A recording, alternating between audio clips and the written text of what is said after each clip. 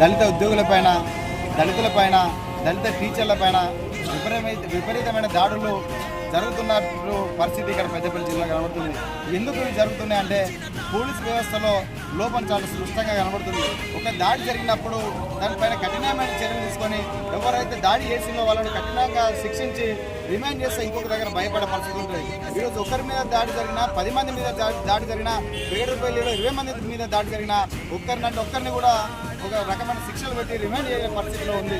ఈరోజు మొన్న నిట్టూరులో దళిత టీచర్ల పైన, ఈరోజు జూలపల్లిలో ఒక దళిత కార్యదర్శి పైన, పెగడపల్లిలో దళితుల పైన అనేకంగా పెద్దపల్లి జిల్లాలో దాడులు జరుగుతున్నా కానీ ఈ పోలీసు వ్యవస్థ ఎక్కడ పనిచేస్తుందో కనబడడం లేదు. అంటే అధికారుల ఒత్తిడులకు లొంగి పోలీసు వ్యవస్థగా పనిచేస్తున్నట్టుగా చాలా స్పష్టంగా కనబడుతుంది. ఈరోజు రాజ్యాంగం ద్వారా కల్పించబడ్డ హక్కుల్లో భాగంగానే మేము ఎస్సీ ఎస్టీ యాక్ట్ను అమలు చేయమంటున్నాము. కానీ ఎక్కడ కూడా అరెస్టుకు కాకుండా ఏదైతే దాడి చేసిన వాళ్ళకు అరెస్ట్ నుంచి బయటికి రావడానికి పోలీసులు వాళ్ళకే అవకాశం ఇస్తున్నట్టుగా చాలా స్పష్టంగా కనబడుతుంది.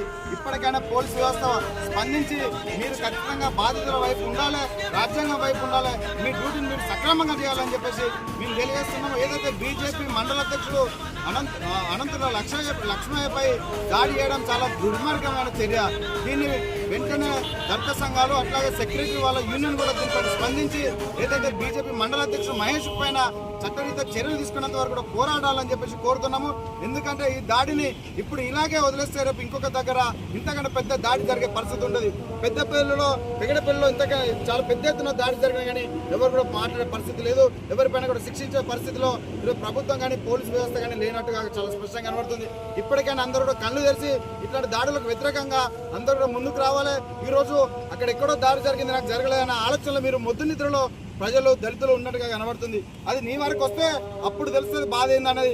పోలీసు వ్యవస్థ కూడా ఎక్కడ చూసుకున్న జిల్లాలో ఏ పోలీస్ స్టేషన్కి పోయినా మా పైన ఎస్సీ ఎస్టీ దాడులు జరుగుతున్నాయి, మమ్మల్ని దళితుడు అని చెప్పేసి కొడుతున్నారు, తిరుగుతున్నారు అంటే అసలు పిటిషన్ కూడా పోలీసులు పట్టించుకునే పరిస్థితులు లేదు.